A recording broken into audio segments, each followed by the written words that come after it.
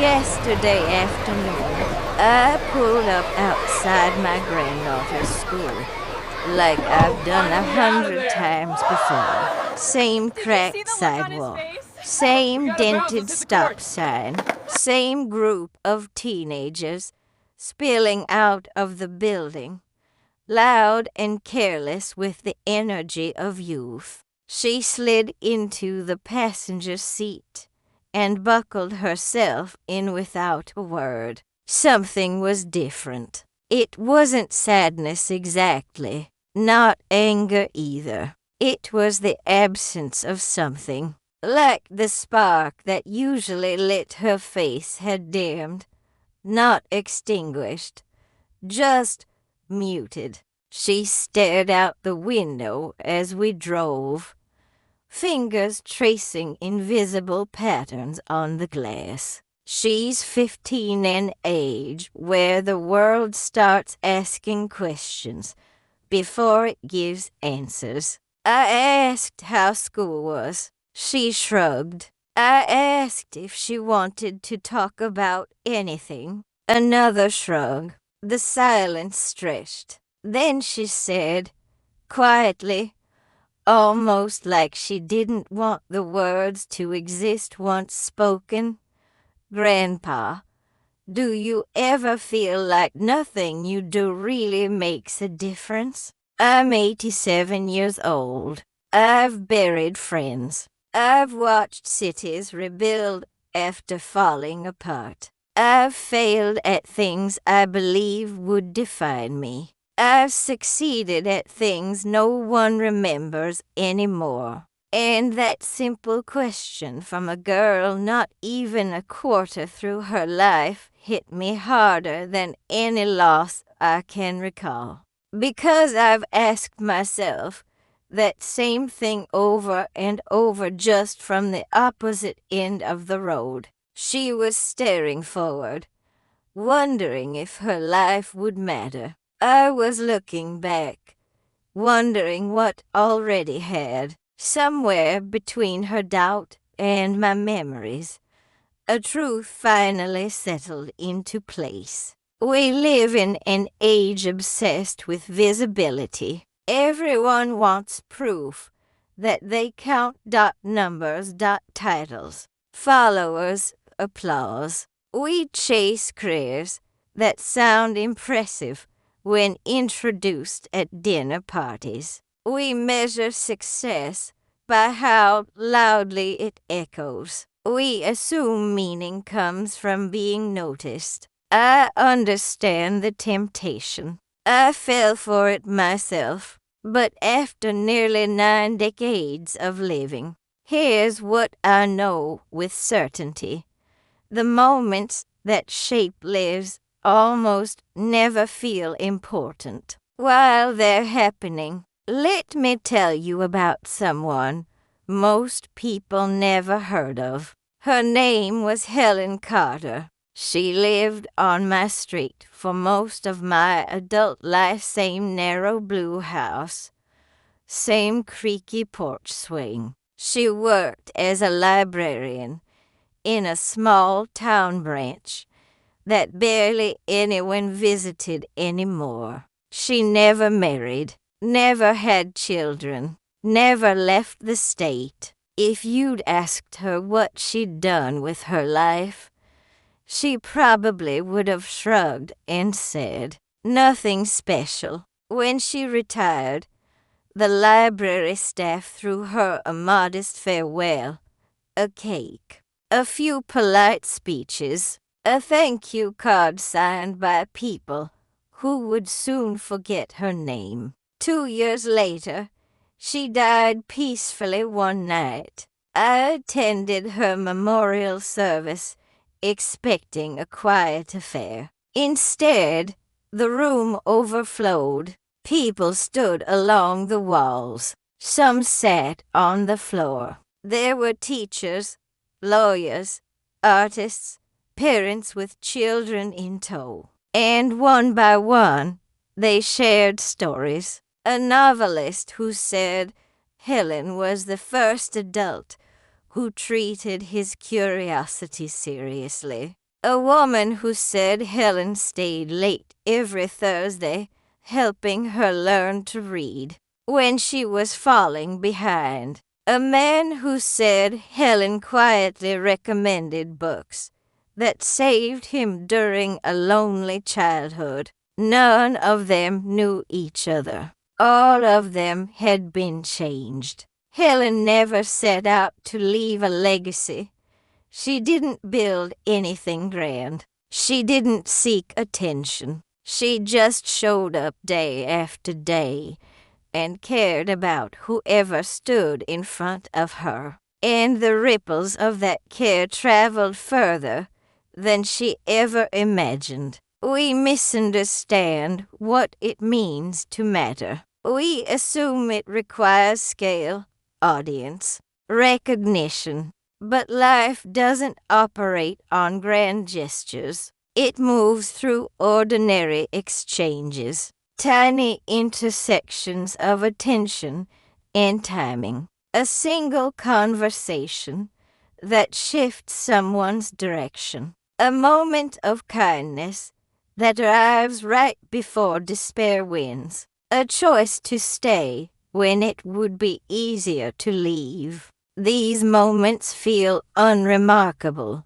when they occur. They don't announce themselves. They don't come with dramatic music or flashing lights. They pass quietly, and yet they shape entire lives. When I was 40, everything I thought defined me was slipping away. My business was failing. The bills stacked higher than my optimism. I was exhausted, irritable, ashamed. I started numbing myself in small, destructive ways, telling myself it was temporary. One night, I sat in my car outside a bar, staring at the door like it held answers. Then a man I barely knew tapped on my window. His name was Sam. We'd spoken maybe twice at neighborhood events.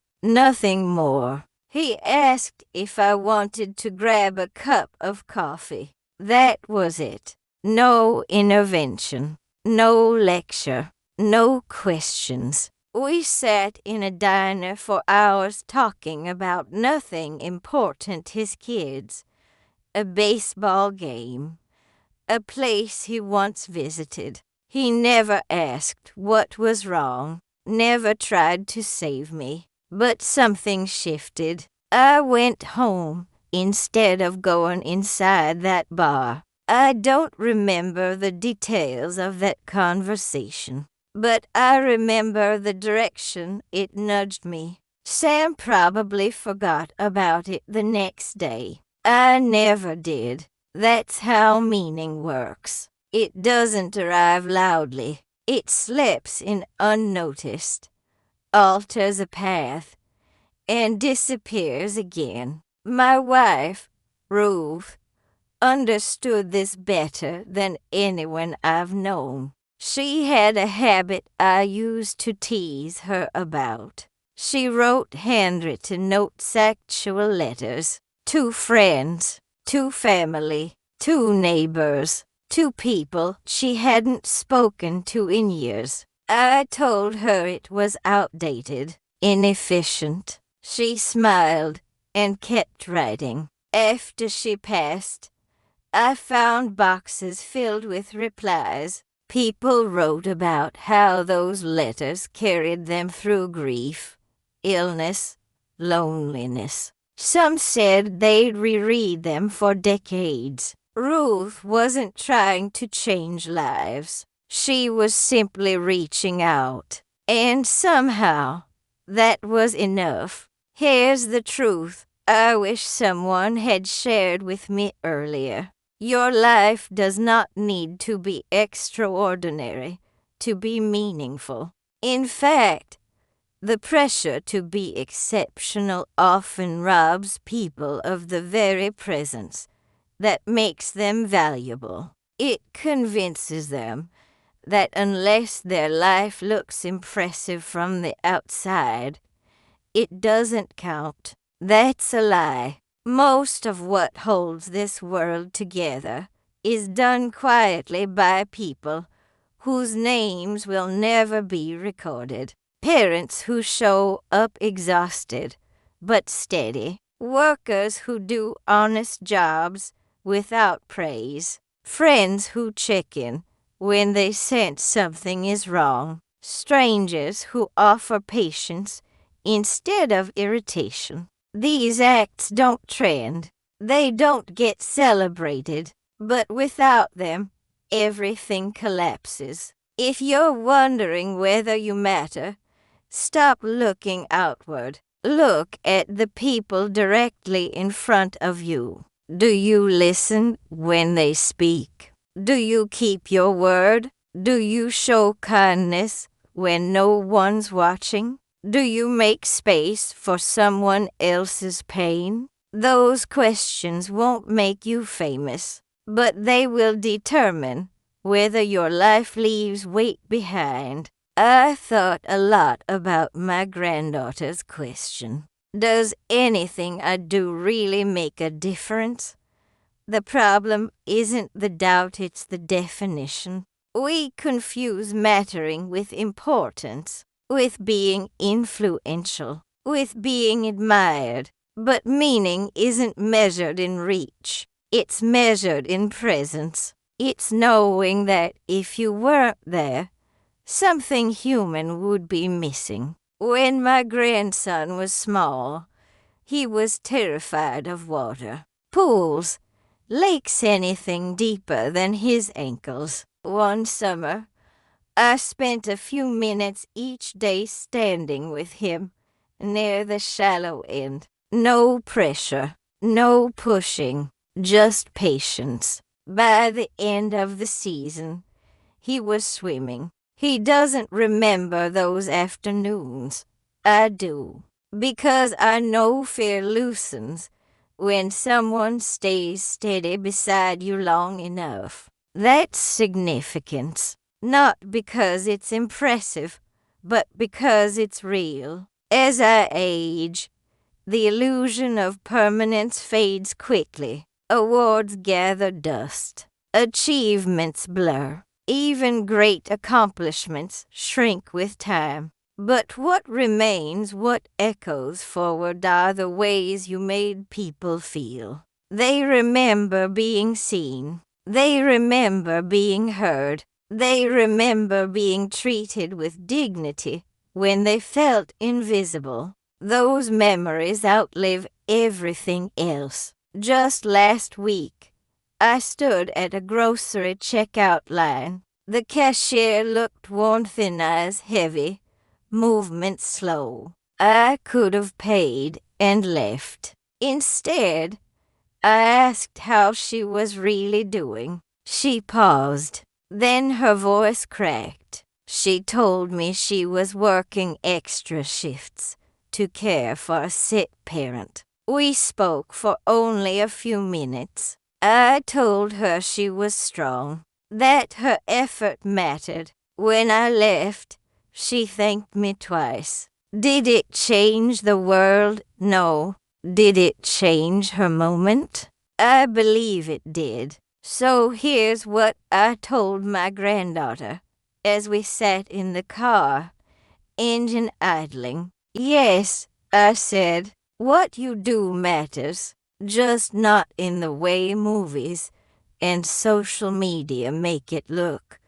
It matters when you choose patience over frustration, when you speak honestly, when you help without needing credit, when you stay present even when you're tired. Your life doesn't need to be loud to be meaningful. It needs to be sincere. That kind of life is harder than it sounds. It requires attention. It requires showing up again and again without applause. But that's where real weight lives, not in the spotlight, in the quiet, steady work of caring. I don't have many years left. When I think about what I hope remains of me, It isn't trophies or recognition. It's the people I loved well, the moments I didn't rush, the times I chose kindness when it wasn't convenient. Those are the things that endure. Those are the things that matter. And if you're listening to this and wondering whether your life counts, please know this. It already does. You just don't get notified when it happens. If this story stayed with you, share it with someone who might need it, and take a moment today to notice one small place where your presence can make a difference. That's how meaning begins.